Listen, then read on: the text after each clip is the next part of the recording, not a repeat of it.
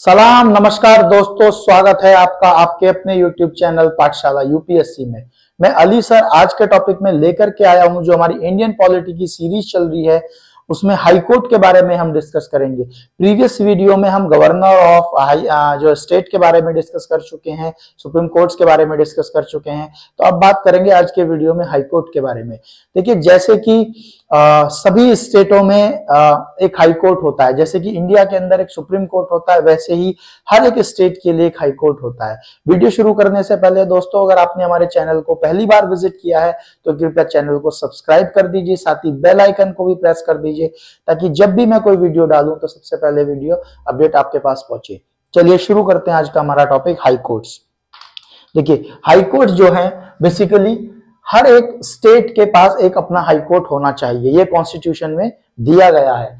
अब high court के अंदर होता कौन है? एक होता है चीफ जस्टिस प्लस जजेस, ठीक है। चीफ जस्टिस हाई कोर्ट का, जैसे सीजीआई होता है चीफ जस्टिस ऑफ इंडिया, तो पूरे इंडिया के होते हैं, ऐसे ही हर एक हाई कोर्ट के एक जो सबसे सीनियर मोस्ट जज होते हैं या जजों के जो हेड होते हैं उनको बोलते हैं CJ, chief justice of high court plus जजेस।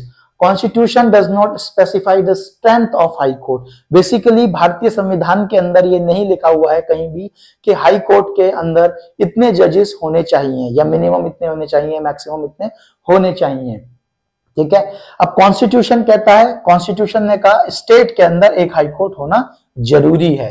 अब आया 7th कॉन्स्टिट्यूशन अमेंडमेंट जो कि 1956 में आया, उसने कहा कॉमन हाई कोर्ट फॉर 2 और मोर स्टेट्स, कि एक हाई कोर्ट 2 या 2 से ज्यादा स्टेट्स के लिए काम कर सकता है, ठीक है। इट मींस के 2 या 2 से ज्यादा स्टेट्स का एक कॉमन हाई कोर्ट हो सकता है। For example Punjab and Haryana, Chandigarh high court है, पंजाब और हरियाणा दोनों का वो सिमिलर हाई कोर्ट है, ठीक है, ठीक है। और अगर हम बात करें कि टोटल हाई कोर्ट्स कितने हैं इंडिया के अंदर प्रेजेंटली, तो they are the 25 high courts in India presently, ठीक है। 25 हाई कोर्ट्स इंडिया के अंदर अभी प्रेजेंटली हैं, ठीक है। और एक इंपॉर्टेंट क्वेश्चन, एक तो आपका इंपॉर्टेंट क्वेश्चन ये हो गया, ठीक है। एक यहां से एक क्वेश्चन बन सकता है, किस कॉन्स्टिट्यूशन अमेंडमेंट के तहत जो है एक हाई कोर्ट 2 या 2 से ज्यादा स्टेट्स का हो सकता है? तो 7th कॉन्स्टिट्यूशन अमेंडमेंट 1956। कितने हाई कोर्ट्स हैं? 25 हाई कोर्ट्स हैं। एक इंपॉर्टेंट क्वेश्चन आपका यहां से बन सकता है, ठीक है। और एक क्वेश्चन आपका ये बनेगा कि सिर्फ दिल्ली और पुडुचेरी ही एक 2 ऐसे यूटीज या यूनियन टेरिटरीज हैं इंडिया के जिनके अपने खुद के हाई कोर्ट हैं। कब से? 1966 से। तो एक क्वेश्चन आपका यहां से भी आता है, ठीक है। जैसे कि और जो आपकी हो गई दादरा एंड नगर हवेली हो गया, दमन एंड दीव हो गया, इनके क्या है? इनके नहीं है, ये किसी स्टेट के हाई कोर्ट के साथ ये मिल करके काम करते हैं। किसी और स्टेट का जो हाई कोर्ट है उसके बारे में भी मैं आपको डिटेल में बताऊंगा आगे, ठीक है, काम करते हैं। तो ये दिल्ली एंड पुडुचेरी जो है इनके अपने जो यूनियन टेरिटरीज के अपने हाई कोर्ट हैं, ठीक है। एक क्वेश्चन आपका यहां से इंपॉर्टेंट क्वेश्चन आता है, कई बार पूछा गया है कि फर्स्ट हाई कोर्ट या सुप्रीम कोर्ट के जज जिन्होंने अपनी इच्छा से वॉलंटरी अपनी एसेट्स को पब्लिक किया, मतलब जो अपनी जायदाद है, प्रॉपर्टी है, उसको पब्लिकली बताया, तो वो थे जस्टिस के कनन, ठीक है। तो ये क्वेश्चन भी इंपॉर्टेंट है, ये क्वेश्चन भी आपका एग्जाम में आता रहता है, कई बार आया है। चलिए अब हम बात करेंगे आर्टिकल के बारे में, जो कि 217 आर्टिकल है, अपॉइंटमेंट के बारे में बात करता है कि हाई कोर्ट के जो जजेस हैं उनका अपॉइंटमेंट कैसे होता है, ठीक है। तो प्रेसिडेंट के द्वारा होता है, ठीक है।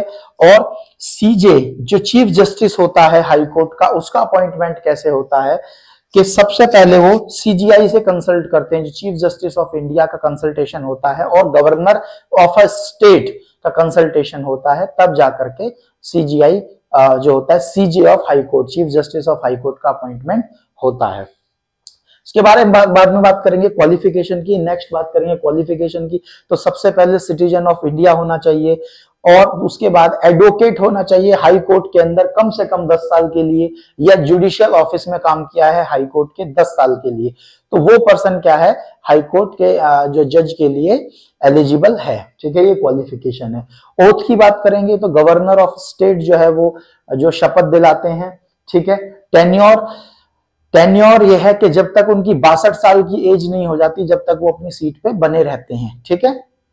रिमूवल, अब इनका रिमूवल कैसे हो सकता है, हटाएं, अपॉइंटमेंट हो गया, हटाएं कैसे इनको या हट कैसे सकते हैं, तो सबसे पहले रेजिग्नेशन दे सकते हैं अपना प्रेसिडेंट को। दूसरा तरीका है on the recommendation of parliament, अगर पार्लियामेंट ये रिकमेंड कर दे कि भाई ये जज जो है वो सही तरीके से काम नहीं कर रहे तो उनका रिमूवल हो जाता है। और या अगर कोई हाई कोर्ट के जज हैं वो एज अ प्रमोट होकर के सुप्रीम कोर्ट के जज चले गए तो उनका रिमूवल हो जाता है उनकी सीट से। ठीक है, चलिए अब बात करेंगे कुछ इंपॉर्टेंट हाई कोर्ट्स के बारे में जिनसे जो है अक्सर क्वेश्चंस आ जाते हैं। सबसे पहले तो firstly constituted high court, 3 high court सबसे पहले बने, बॉम्बे, कलकत्ता एंड मद्रास 1862 में। तो ये क्वेश्चन आपका इंपॉर्टेंट क्वेश्चन यहां से आ जाता है कि भाई कौन से बने। ठीक है, उसके बाद बॉम्बे, अब मैं बात करूंगा कि कौन से ऐसे हाई कोर्ट्स हैं जिनमें एक हाई कोर्ट है लेकिन उनमें एक स्टेट से ज्यादा या यूटी हैं उनके साथ मिली हुई हैं।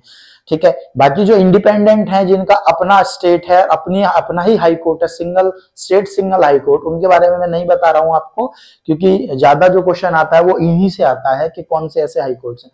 तो सबसे पहले बॉम्बे के बारे में बात करेंगे। बॉम्बे हाई कोर्ट है जिसमें कि Maharashtra, Goa, Dadra and Nagar Haveli, Daman and Diu, ठीक है, ये सारी चीजें, ये सारे जो प्लेसेस हैं उनको ऑपरेट करता है बॉम्बे हाई कोर्ट, इसकी सिटिंग है मुंबई में। उसके बाद कैलकाटा, वेस्ट बंगाल, अंडमान एंड निकोबार, जिसकी सिटिंग है कैलकाटा के अंदर। मद्रास, तमिलनाडु एंड पुडुचेरी, जो कि इसकी जो सिटिंग है वो है चेन्नई के अंदर। उसके बाद होगा गुवाहाटी, आसाम, नागालैंड, मिजोरम, अरुणाचल प्रदेश, ठीक है, ये सारे इसके अंडर आते हैं और इसकी सिटिंग होती है गुवाहाटी के अंदर। उसके बाद आंध्र प्रदेश है, आंध्र प्रदेश एंड तेलंगाना, इसकी सिटिंग है हैदराबाद के अंदर। उसके बाद हो गया आपका केरला, तो केरला और लक्षद्वीप, जिसकी सिटिंग इसकी जो है वो है एर्नाकुलम के अंदर। और लास्ट हो गया आपका पंजाब एंड हरियाणा, पंजाब हरियाणा जो कि चंडीगढ़ के अंदर ये हाई कोर्ट है। ठीक है, तो ये सारे थे, इनसे भी आपका जो है एक आध क्वेश्चन जरूर आएगा आपका, ये बहुत इंपॉर्टेंट टॉपिक है। ठीक है, लास्ट में बात करेंगे हाई कोर्ट के बारे में कि article 226 of the Indian constitution बात करता है high court has power for the issue to issue writ jurisdiction. It means अगर आपके फंडामेंटल राइट्स और ऑर्डिनरी राइट्स का हनन होता है तो जो है सीधे आप हाई कोर्ट जा सकते हैं। जो मैं फंडामेंटल राइट्स आपको जब मैंने पढ़ाया था, मैंने बताया था फंडामेंटल राइट्स के ऊपर, वीडियोस के ऊपर मैंने बताया था कि directly approach to the supreme court under article 32 and under article 2 to 6 you can approach to the high court and the high court can issue the writ jurisdiction.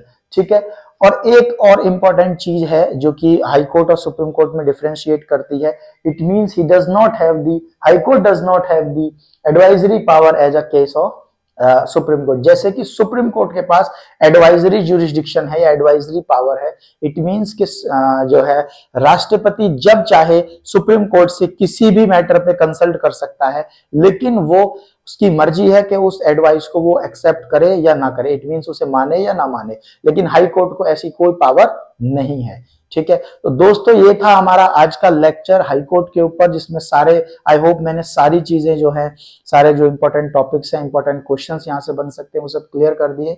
अगर आपका कोई डाउट है तो आप कमेंट सेक्शन में आके बताइए। ठीक है, मिलते हैं बहुत जल्द नेक्स्ट वीडियो में। Thank you.